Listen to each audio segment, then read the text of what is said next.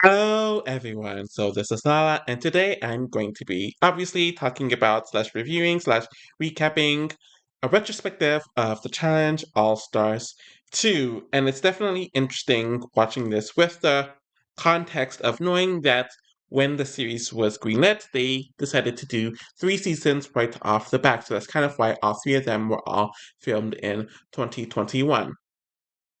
So they definitely learned from the mistakes of the first season. I do think that this season was filmed longer than the first season, so I think they got a few extra weeks here, and it caused them to be able to pace things out a lot better, and it caused them to create a format that encouraged gameplay. So one thing I'll say about this season compared to the last is that there's a lot more strategy, the house is divided, and there's a lot more gameplay in general. It wasn't just anyone gets to volunteer like that was in the last season, and half of the cast isn't going to make it to the final here like last season, so a lot more people were getting sent home.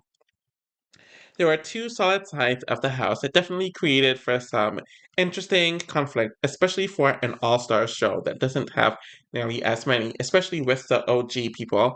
You still see the cast mainly consist of Era 1 and Era 2 people, with a few Era 3 people dropped here and there. And you see how a lot of the people from last season came back this season, and we also have some newer people as well, which caused for some different dynamics as well. So I really did like the season, though there were some issues that I had with it, just with how they handled the DQs in the middle of the season, and I wasn't fond of how they handled the final as well. And then pairing up as partners this season, like they did the last season, seemed like a way to rush the pacing of the season. So there's that. I don't know if it's the best All Star season, but it's arguably the most tense. I'm not including All Stars Rivals since it hasn't aired in its full capacity yet, but I definitely do think it's much better than the first season. And the nostalgia wave kind of went away, where I feel like the first season mainly rode off of nostalgia, but this season has more than that.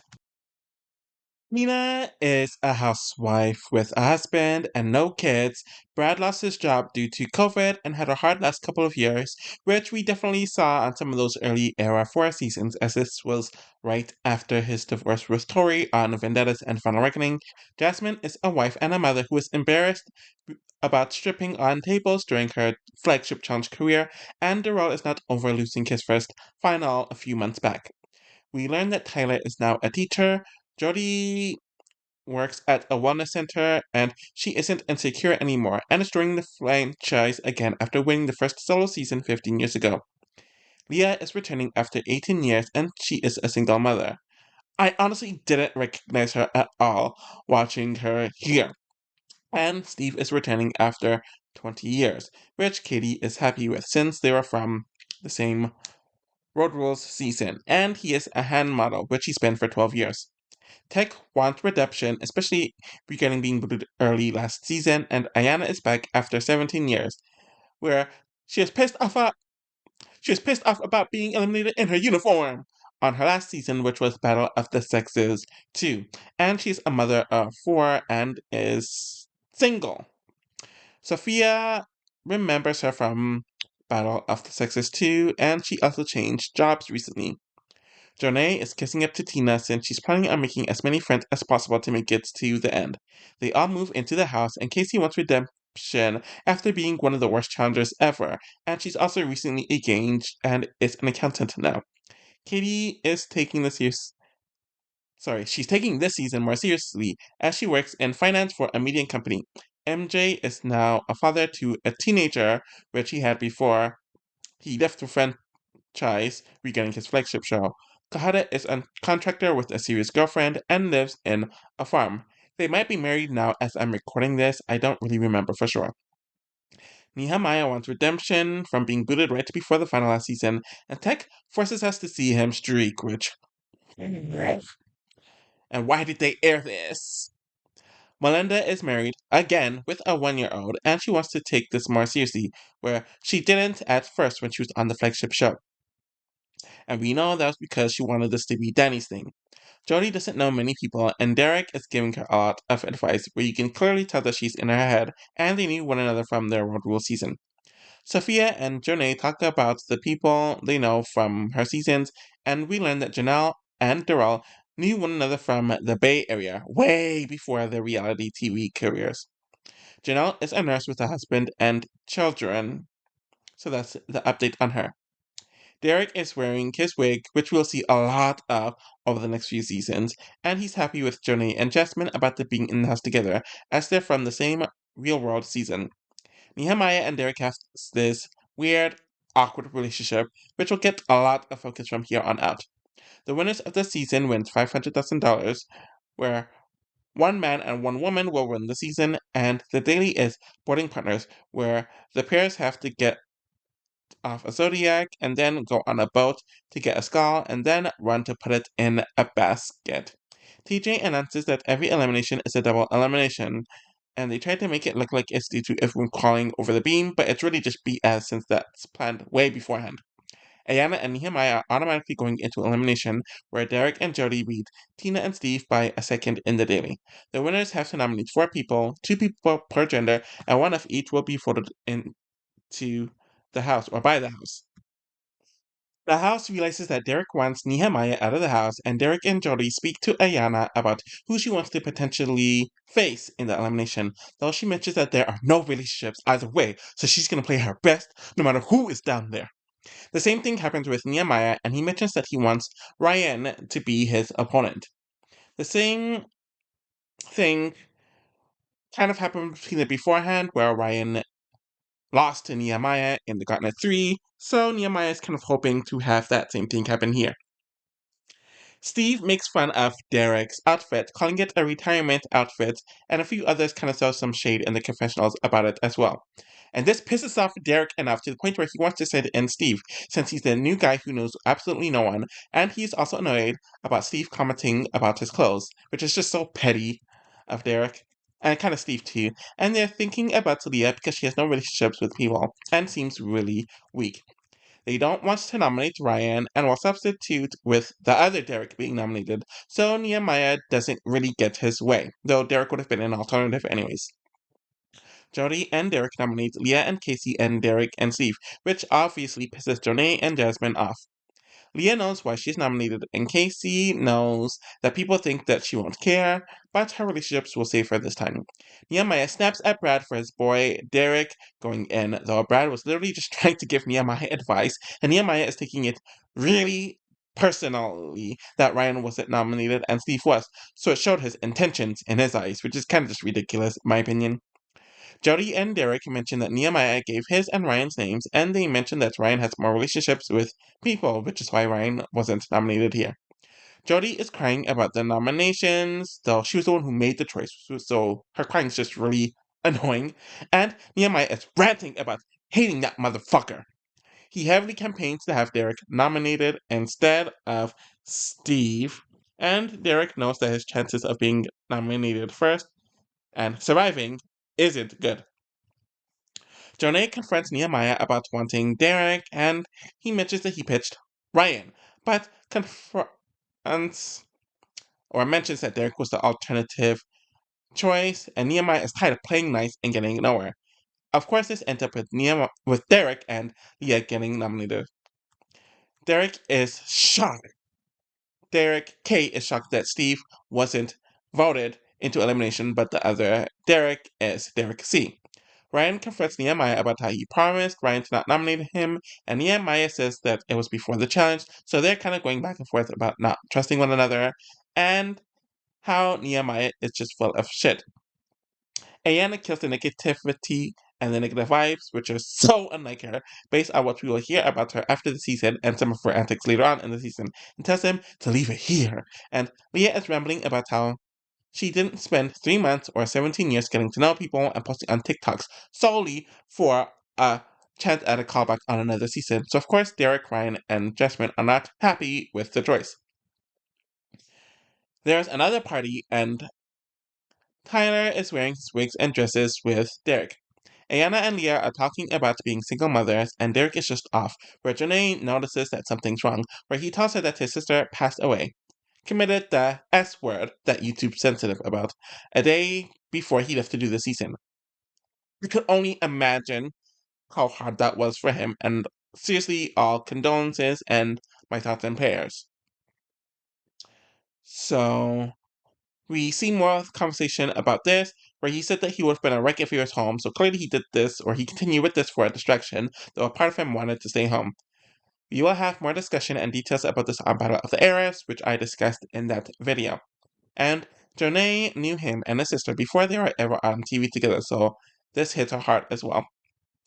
The eliminations are not played as duos, but as individuals, so the elimination is dead weight, where they have to solve a math problem and pull a coffin with a chain and connect it. And they have to do this 3 times. The results are obvious, with Nehemiah beating Derek and Ayana beating Leah.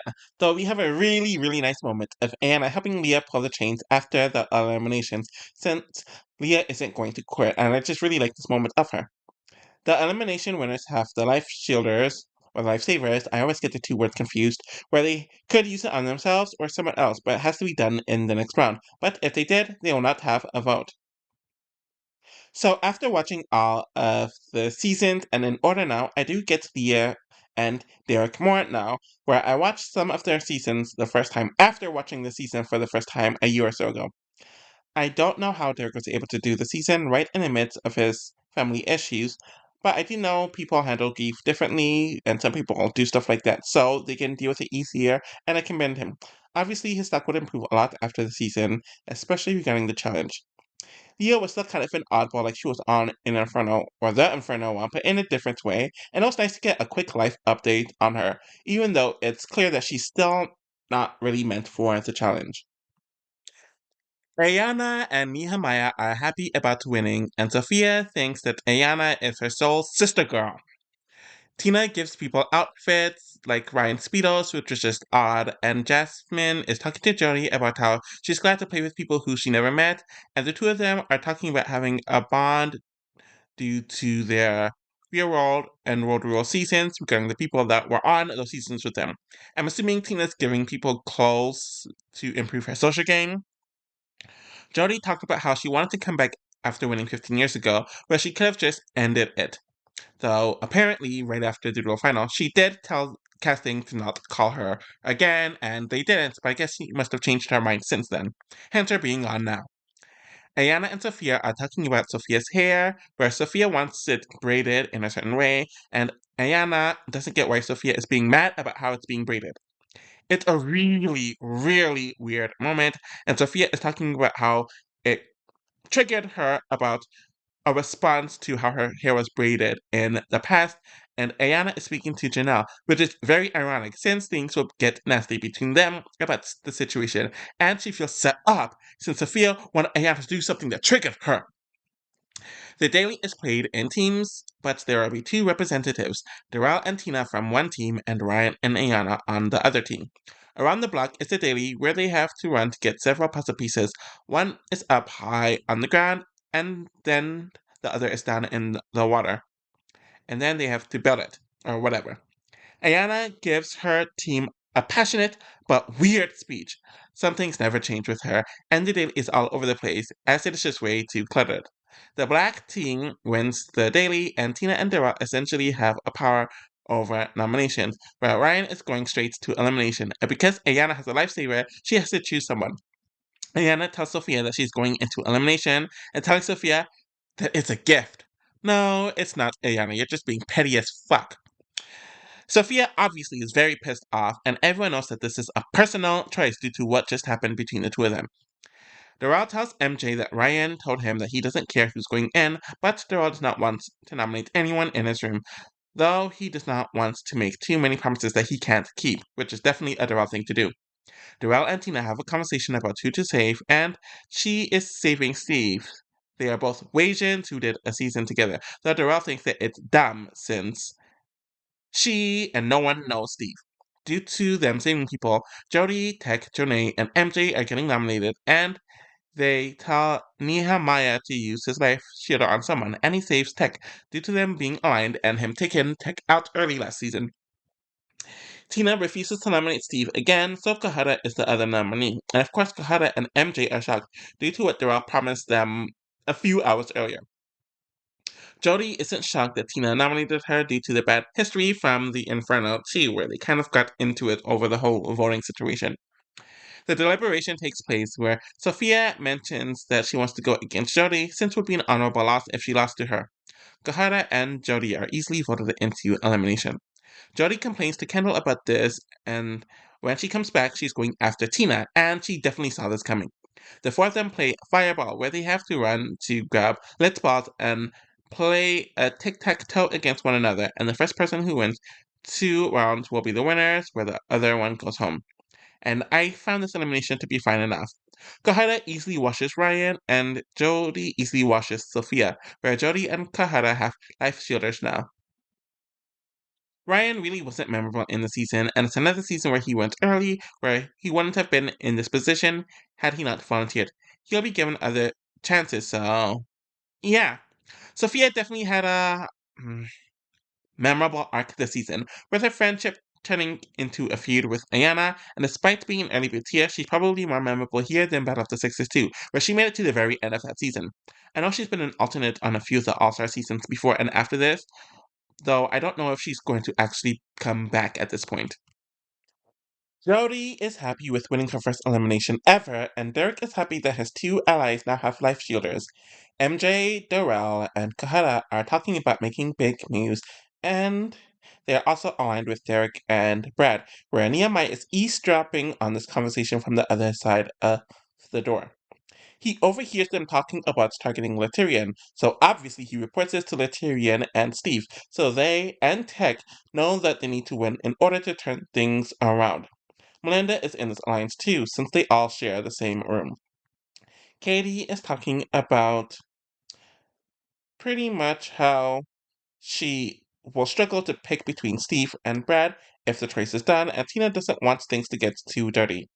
Derek asks Nehemiah if he's still mad about the first vote, and Nehemiah says that he definitely is still mad and mentions that he can't play politically and he was just a beast, where he's calling Derek out about trying to be this mastermind and this cutthroat player, and he actually looked up to Derek because he was just a beast, but his perception of him is kind of changing, so he doesn't look up to him anymore.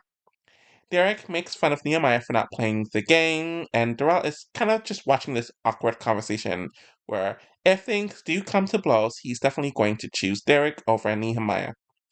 The daily is Bright Skies, where it is a trivia challenge atop a 25-foot story where they will fall 10 stories if they get the answers wrong. Katie refuses to do the challenge and she yells that she wants fit and she doesn't give a fuck about going into the arena. Brad is also going into elimination because he lost the daily with Casey and Steve winning here. And they are just the most random duo ever, and no one really saw this coming. Steve is insistent on splitting up the three-headed monster, which is Brad, Darrell, and Derek, and Nehemiah wants the people with life shielders to be nominated, so they cannot save one another, and they'll have to save themselves. And Nehemiah is pushing for Derek specifically to be nominated. Katie is expecting Steve to have her back since they've known one another forever, and she does not want Kendall nominated against her since she did that last season and lost. Casey is fine with sending in Derek since, despite doing several seasons together, she has never really trusted Derek and thinks that he is kind of slimy. Which is interesting because I knew she was close to the JEKIs at the time, but I guess Derek's the one person within that group she just didn't care for. Casey doesn't give a fuck about Steve protecting Katie, so Jody, Kohara, Kendall, and Tanner are nominated, and the 2 life shielders know immediately what is going to happen. Due to this, Derek and Ayana is nominated in their places. Katie snaps at Steve for nominating Kendall, and because the strongest woman ever, Ayana, is nominated to play against her, and he mentions that she didn't care who was nominated, but she wanted him to use his brain. At the selection ceremony, Ayana takes off her clothes because she slept in her uniform yesterday, which is an ode to her battle of the sexes to exit. And Derek mentions that his life shielders were wasted, and Casey calls him out for essentially forcing Jody and Kana's life savers to be used for him, or at least that's what Derek was stating, where he stated that their life shielders were his. So it really just showed an arrogant side to Derek. So Derek has a very cocky, arrogant attitude, and he and Nehemiah are chipping at one another, and Brad ends up remembering their face-off on the Gauntlet 2, he and Derek, where he lost. Nehemiah asks Jonah to glue her weave to his face so he could look like Brad, Spirit, which is him supporting Brad for the elimination. Right There's More is the elimination, where they have to get all their bags into the hole to lift the board and then solve a puzzle where Ayana easily beats Katie and Brad thus beats Derek, costing Brad and Ayana getting life shielders, and I really didn't care much for this elimination. Katie was disappointing this season with refusing to even do the last daily, and I guess she was backstabbed by Steve, so it will be interesting to see how they interact on All Stars 5. Derek was very cocky and arrogant this season, and I do think a part of this was him trying to get a callback for the main show. So while it is annoying, at least it wasn't boring. This is the earliest that he has ever been booted on the franchise, which is definitely a shocker, but obviously it's not the last of him. So the cast is celebrating this time, and Melinda feels like this season is a lot different than her other seasons, and Ayana is grateful for getting another life shielder. Nehemiah, Tech, and Tyrion realize that they need to keep the King's Palace together. Steve isn't even in the alliance. Damn. Okay, wait. I spoke too soon, where they later remember that he exists. Tina and Casey talk about playing the game this time, and Casey mentions that she thought that Tina was a mean person, and Tina talks about being a mean person in the past, and her anger kept her fueled in the game, where she wants to be a lot more diplomatic this time around. MJ, Johnny, and Melinda talk about the show, and Melinda mentions that tomorrow would be the scheduled C-section that she was going to have her daughter, which she ended up miscarrying at 5 months a few months ago, but the two of them end up comforting her, and we see Melinda very vulnerable here, and it's really just a humanizing moment, though it sucks that it came at the expense of her child and gave her a lot of pain. The daily is Bounce Back, where they have to bounce on trampolines consecutively to grab a puzzle piece, and then they have to do it to get all three puzzle pieces and then solve it, or puzzle bags. It is a pretty solid daily, and it ends up with Melinda DQing, causing her to go into elimination, and Steve getting last place as well. Darrell barely beats Brad here, which the latter is happy with, so he doesn't have to nominate people. And Jody also wins the daily, where they talk about wanting Tina and Steve gone. Brad, Jody, and Darrell talk about Tech and Tyler being nominated, with the latter and Tyler being a smokescreen, and they pretty much add Jody to their alliance. They decide to nominate Ayana so she can use the life saver on herself and not Tech, and Casey will be named the replacement nominee. Ayana feels backstabbed by this, despite her kind of doing something similar earlier on, and she thinks that it's disrespectful to her to be nominated as a tool, so they're in her crosshairs now. And of course, Ayana ends up saving herself. Tech, Tina, Casey, and Tyler are nominated, and Tina isn't surprised since it's Jody getting her revenge. And she's claiming that Jody's obsessed with revenge, though Tina nominated her first. Belinda feels bad for flopping in the challenge, and a few of the others cheer her up, and it's a combination of the stressful year that she's been through.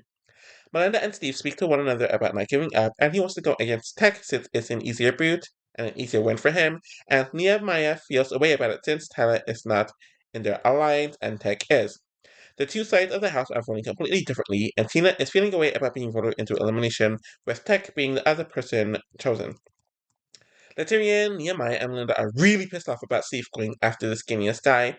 He's playing for himself, and they should understand, especially since they kind of made him an add-on to their alliance, and they quote-unquote gave him the last challenge, and the entitlement of them is really just annoying as hell, though I do kind of get their anger at the same time. Tina calls them out for being a bunch of fake motherfuckers, and she's done playing nice, where she calls out Jody and tells the house that they better hope that she doesn't come back, where Jody essentially pays her dust. Tina rants about being an angry bitch person, and she's not like this in real life, where people think that she's freaking out because she essentially has no control, and I do agree with them. We get to the elimination, which is Switchback, where they have to run across the arena to turn off their partner's skull, and the first person who turns off their partner's skull, all of them off wins. Steve and Tech are knocking one another out as they pass each other, but it ends up with Tech beating Steve. When it's the woman's turn, Tina refuses to do it while Melinda runs, as Tina just stands there. She talks about how she doesn't like who she is becoming in the house, so she's fine with giving this to Melinda. And we know Tina goes back to normal in future seasons, so this retro stuff was essentially just crap. So, no one really knowing Steve was somewhat of an arc, causing him to be an easy target. It seems like his arc here and within future seasons are about him being an underdog, though it's kind of shocking that he now is an All-Stars regular, despite him only doing one flagship season forever ago. Tina not coming back after all this time was nice to see, though you can tell that her being powerless was really affecting her, and she went back to her old ways, though she's still as funny as ever. Looking forward to seeing her more regularly from here on out, though I do think she quit because she knew she had no path to the end, and not that retro cat that she tried to spin it as. The four members of the Kingdom's Palace is celebrating in their room, and Brad feels away that his friend Nehemiah is not playing with him this season. Janelle and Tyler talk about how he needs to win since he's been nominated twice at this point, and he's coming out of winning 2 seasons back to back, though they were a decade ago at this point. We see them talking about their friendship from 15 years ago from the real world season, and Jasmine feels great about making it far into the season with Jonah, and they feel good about her improving as a competitor this season. Kendall speaks to her children through video call, and her kid is training her about something I don't really remember the detail at this point. Everyone has to choose a partner, which consists of Brad and Jody, Janelle and Darrell, Nehemiah and Melinda, Ayana and Tech, Jasmine and Tyler, Janae and MJ, Kohada and Casey, and Kendall and Latyrian. This will be important for later. The daily is Deep Dive, where they have to get a treasure chest, get to the puzzle pieces, and solve the puzzle, where they have to jump from a 30-foot platform or climb down the ladder to jump halfway. The daily is fun enough, and we see Kendall injure her ribs. This was apparently false, or at least based on how they edit it, but we will remember this for later on in the episode. After the challenge, TJ tells the pairs that they will be stuck in these partners for the rest of the season, so kind of similar to the second half of last season. Jasmine and Tyler are automatically going into elimination for getting last, where Brad and Jody beat out Darrell and Janelle as the victors. They have to nominate 2 people to send into elimination, but if someone wins the lifesaver, both people in the pair will be safe, so there are 5 pairs left. The Darrell side of the house realizes that they have the numbers, but one of them might have to go in due to the life shielders affecting things. Tekken, Ayana, and Nehemiah and Melinda are nominated to blow through the lifesavers, and they can't vote, which causes for Kendall and Latyrian and MJ and Janae being voted in, though the latter are essentially burn votes. Kendall feels really bad after the challenge, and her rib feels weird, causing her to breathe harder, and she needs to go to the hospital. We move on to the vote, where Kendall is still not back, where her and Latyrian are going to be voted in. Jasmine and Janae have an emotional conversation where Jasmine has a feeling she's going to lose against Kendall, where she wants to end the challenge book in her life by going to a final. It is announced that Kendall is not coming back to the house, but they don't address the elephant in the room. I'm going to discuss her at the very end of the episode. Because of this, Jasmine is safe, despite her being the reason why she and Tyler lost, and the 2 men have to compete in pole wrestle, where Tyler gets whooped by Latyrian here. Leno didn't get much screen time in the season, especially compared to last season, but it seemed like she was fine enough. So the real reason that she left was because a crew member had COVID, which caused there to be a sequester between the challenge and nominations, causing Kendall to get it and not being able to recover by the time they got it back. She has one more season, but it's clear that there's a lot going on with her health-wise, even outside of this. Tyler really didn't get much screen time, and I really don't remember much about him until his final episode. He had Janelle, but it didn't really seem like he had much else, or was in any notable allies. It really wasn't a bad season in the fact that he wasn't booted early, but it wasn't a good season for him either, where he didn't make it to the end and just really wasn't notable at all. The Kingdom's Palace, they're calling one another the Safety Palace. Oh, wait. Gee, I think I've been calling it the wrong name this entire recap. Anyways, y'all got what I meant, and I'm not editing it out. So anyways, they're obnoxiously celebrating in their room, which includes Jasmine and Ayana due to the partner's twist, where everyone else on the other side is just annoyed as hell from their rooms. I don't blame them here. Jasmine is completely bullshitting them, though she kind of has to due to the twist, and Jonay thinks that she still has Jasmine at this point, and she really isn't incorrect. Brad and Janelle are talking about how Melinda and Nehemiah will vote them in, and Janelle is trying to get it in Brad's head that his friendship with Nehemiah does not matter anymore. And Brad realizes that they haven't spoken game all season, which is really bad on Nehemiah's part, but it's also bad on Brad's part too. Casey speaks to her fiance, and she did this season to take a break from wedding planning. The daily is steer clear, where one person in the pair will be grabbing flags while they're hanging from a tractor, and their partner has to swing them around, so the most bags collected end up winning. It's a pretty good daily, and Brad and Jody end up winning the daily, where Litivian and Jasmine are the worst team, but they have the life shielder, so Tech and Ayana are going into elimination as they are the second last team, and without the life shielding team, they are last, technically. It's clear that Nehemiah and Melinda are the only other options left from the alliance, and Nehemiah is ranting about how people told him to not trust Brad. Interesting that there's some pre-season context with that, but he didn't want to believe it. Jody and Brad discuss their choices, and Darrell and Janelle have to be the other nominees, but they won't be voted in. But it's decided that Casey and Kahada will be nominated instead. Brad talks to Nehemiah about how he wanted to try to make a different move, and Nehemiah doesn't want to hear. And to be fair, he is right, because Brad clearly didn't push hard to have someone else be that vote. Kahara is told by his people that they're going to be safe, where it's the same thing that happened to MJ and Jonay in the last round. Kahara tells Casey that they are nominated, but they won't be thrown in, but she's very pissed off, since this is her third time being nominated in the season. She doesn't get why Darrell and Janelle are safe over her, and Janelle tells Melinda that she is going to vote them in, since the party after the celebrations clearly showed that the lines were drawn in the sand, and Janelle is included in it. Melinda thinks that it's a bullshit excuse since people are celebrating together all the time, and it's a good thing. And Janelle talks about how she feels like she's on the out, and they never spoke game to one another the entire season, which is another way that she knows that they aren't on the same side. Melinda ends up ranting to Nehemiah and Laterian, and they're very pissed off. Nehemiah feels away because he built a beard to support Brad, though, in my opinion, he mainly did that to not support Derek. They go to the club, and there's definitely some tension between the two sides, where the safety palace is literally just ranting loudly about how they can't celebrate too loudly because people are going to be in their feelings, and Brad knows that he made the right choice. Nehemiah rants about going to Brad's house outside the game, and how he's still going into elimination, so Brad ain't shit. And Latinian rants about how people are getting thrown into time, how that's not fair, and yada yada yada yada at this point.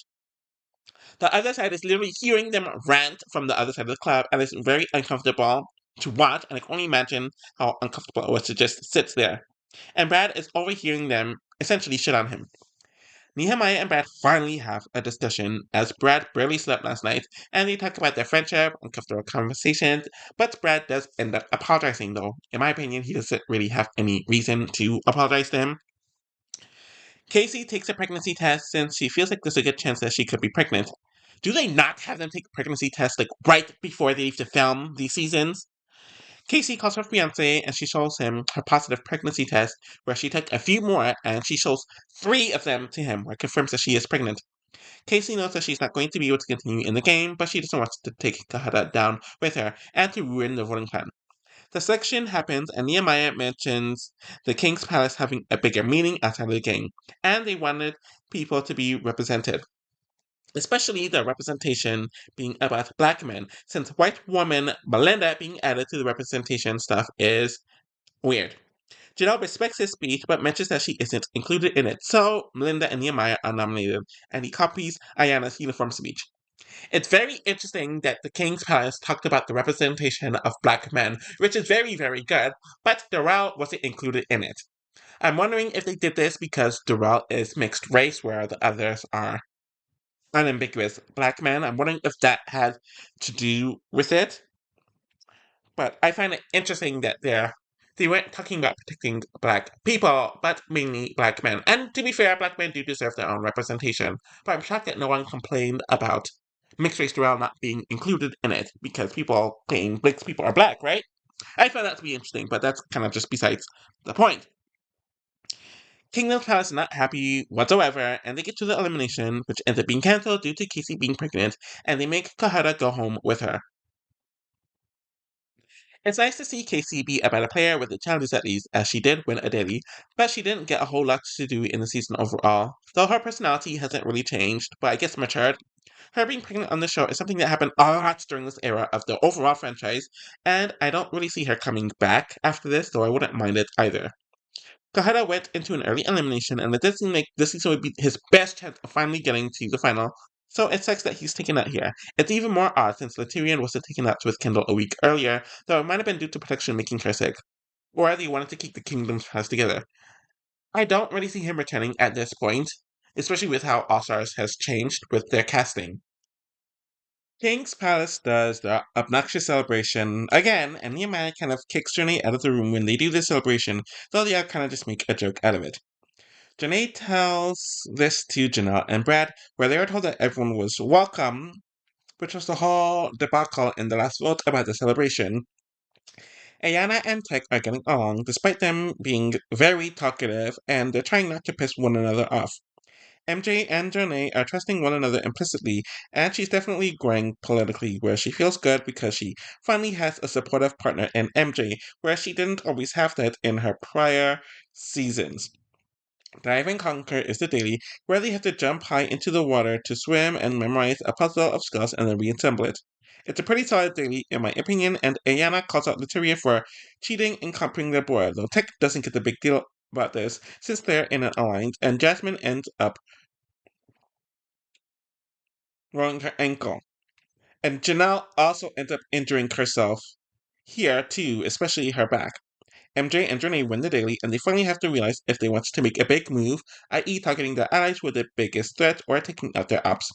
Tyrion and Jasmine get last, so they are automatically going into elimination, and Jasmine is freaking out since she knows that she screwed it up for him, and she knows that she isn't good politically, competitively, or socially, and she got last 3 times in the season. MJ and Johnny talk about how cocky Jody and Brad are, and they don't want to miss their shot if this is the last round before the final. The nominations are Melinda and Nehemiah, and Ayana and Tech, and no one is shocked by this at all. Everyone is partying, and Ayana is cleaning up, whereas she is pissed off that no one is cleaning, and they are privileged babies. Jody complains to the others about Ayana complaining to her about cleaning, and she calls Jody privileged several times. And I'm assuming she's saying this because Jody is white, and Jasmine is over all this, since it is not her job to clean. Jasmine calls out Ayana for what she did, and Ayana doesn't even let her speak. Ayana tells her that the privileged comment wasn't even about her. Jasmine wants to have an adult conversation, and she's tired of Ayana not listening to her. Ayana tells her to bring her octave down. And Jasmine mentions that Ayana ain't her mama. Jasmine literally names her mother's name during the argument, and it ends up ending. We get to the selection, and Melinda and Nehemiah are nominated, and Anna talks about how she ate Jody's Greek salad, and it was so good. And she knew it was her, and didn't use a fork, and she ate it, and it was delicious, rich. And she felt like she had a man next to her, and she had a little petty. But leaving a love salad there for 2 hours is going to cost her to give it that love. Jodie finds it weird and cringy, though she apparently laughed during this as well, though they just edited that out. And essentially, Anna should have just told her that she ate her salad instead of calling her privilege and cleaning it right over it, and it would have been over. Like Clockwork is the elimination, where one of them is in the cage, and there are a bunch of weird combinations where the one in the cage have to realize which one is correct with sand pouring over them, and the other person has to build it. Nehemiah and Melinda obviously win over Jasmine and Tyrion, causing the former to automatically make it to the final due to winning the final life shielder. Jasmine was fun to see, and is one of her better seasons, though she still didn't perform well in the dailies, but her personality is always fun to have around, and she got into a bit of drama. Tyrion was pretty much the same this season as he was last season, as he's entertainingly intense, especially with his speeches and monologues and his phrases sometimes, and he went out in the exact same spot this season that he did last season.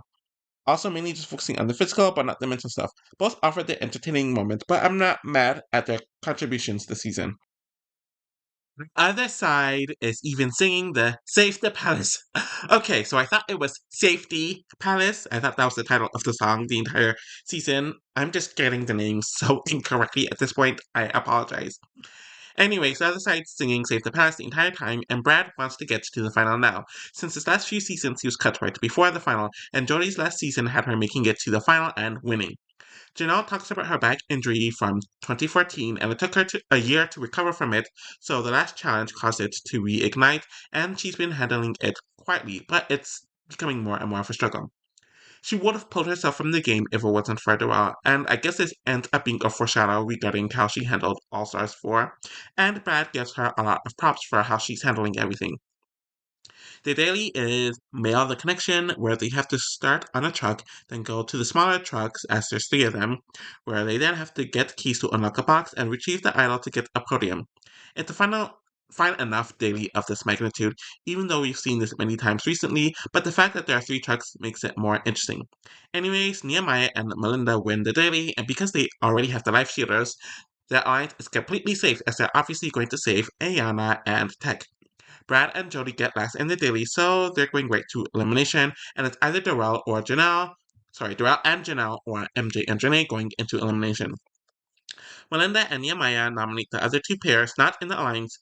Duh. And Darrell knows MJ and Janae is going to brown nose and kiss ass to be safe, since that's what they did all season.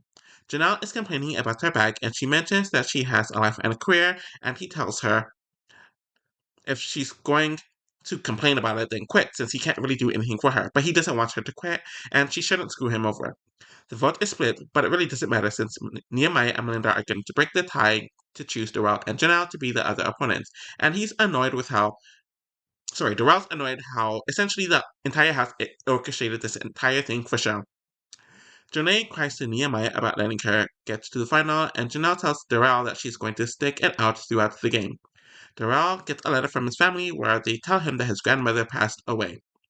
The elimination is Smash House, where there are four giant rooms, and two of them have to go in the front room, and the other two have to go in the empty room, where they essentially smash stuff, and then they have to pass stuff to both rooms, and whomever has the most stuff in like some sort of bucket wins. We kind of saw this on Battle of the Bloodlines, and it's fun here, but Darrell and Janelle win over Brad and Jody by a kilo. Brad and Jody had a really good season here, and Brad seemed leveled out compared to how he was during his early era 4 seasons in Final Reckoning and Vendettas, which was right after his divorce from Tori, and his relationship with Brittany was also kind of just messy. It was nice to see Jodie back after 15 years, though she definitely had the same energy she did on the Duel 1, which kind of had her as middle of the road at best, when it comes to personality wise, and they are still relatively middle of the road presences throughout the season, though it does suck that Brad just missed the final for a third time in a row.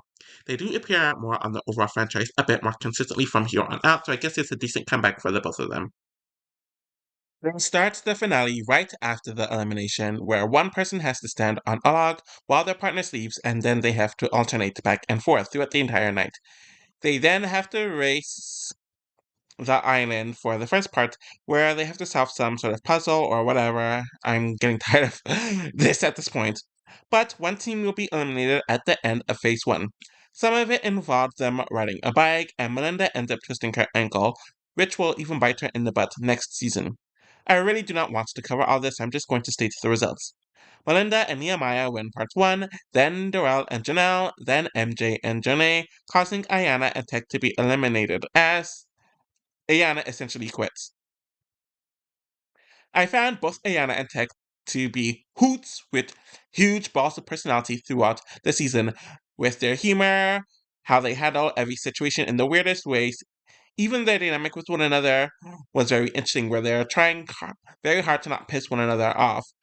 I do think this season is Tech's best case scenario on the challenge ever, and he doesn't really have an interest in coming back, and I don't see them wanting him to come back at this point either. I do think Ayana lived up to the potential that she could have had on her older seasons, though some of her worst moments were edited out, but she wouldn't end her time on the franchise on a high. Phase 2 is an eating portion where it looks nice, but there's a lot of gross stuff in it. After that, they have to run to solve an equation, which will give them a combination to open the safe, and all of them have their money in the safe, so the first person who opens it wins it.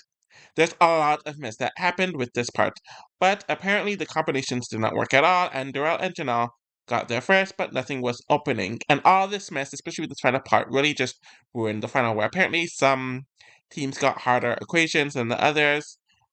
Somehow, some issue or the same issue happened with MJ and Janae, and a producer may have told them how to open it, which caused them to win. It's a really controversial and a weird way to end the season. Nehemiah definitely had his breakthrough season here, where he became more of a leader than a follower and got himself into a lot of mess.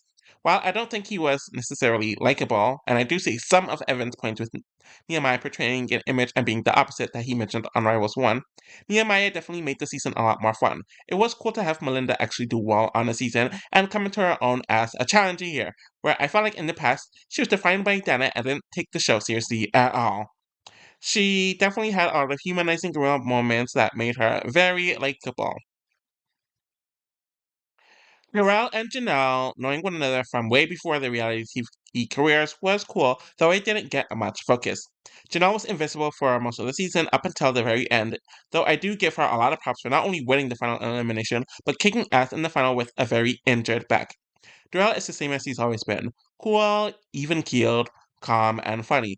And it's another second place finish for him, where he was probably screwed out of a win overall.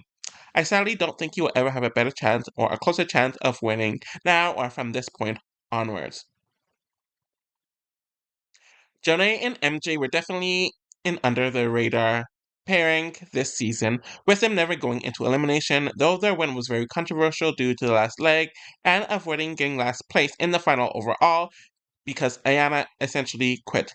You could definitely tell that they were very close in the season to the point where there's some allegations of a potential affair, which was exemplified with Jonay supposedly deleting something of her husband on social media right after the season finished filming.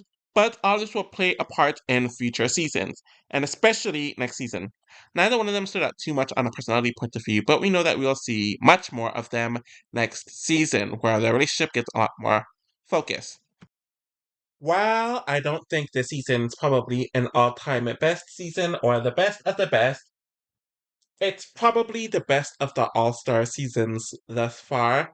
It still had that OG feeling where we had a lot of the people from the older eras come here, where it's still heavily Era 1 and Era 2 when it came to the casting of it. They didn't just solely rely on nostalgia like they did on the first season, where they actually made this gameplay or the game structure very similar to the flagship show, and I think that's why it caused the stakes to be a bit higher. More people went home, less people were in the final, and there's more strategic game tension in this season. But the production decisions that were made with that producer causing Kendall to get COVID, them DQing Kahara with Casey, though they didn't DQ um the Tyrion with Kendall the round prior, that was kind of screwed up. And then how they just handled the final was just really, really off. And it was a really bad look on their part. So we're going to move on to All Stars 3, which was the last season that was greenlit with All Stars. Since when All Stars was greenlit, they improved for 3 seasons automatically. So we're going to see how that season played out and how different it was from the first 2 seasons and the following 2 seasons. And yeah, thank you all for watching, and I'm going to be back with more content soon. I am working on the Era 4 recap slash analysis video, so I'm hoping to get that done within the next week or two. I'm pretty sure All Stars 3 will be out next week since I did All Stars 1 next week and I did All Stars 2 this week, so I'm hoping that will be the process for the rest of the All Star seasons. So apparently, the cast of season 41 is leaving on Tuesday, so expect a cast reaction out of me from that sometime this week. I'm looking forward. I'm planning on making a Big Brother Archetypes video at some point, so that's definitely something to look out for. I'm trying to upload some stuff on the other channel, but I've been having some copyright issues. But yeah, anyways, thank you all for watching, and I'll be back with something soon. Take care.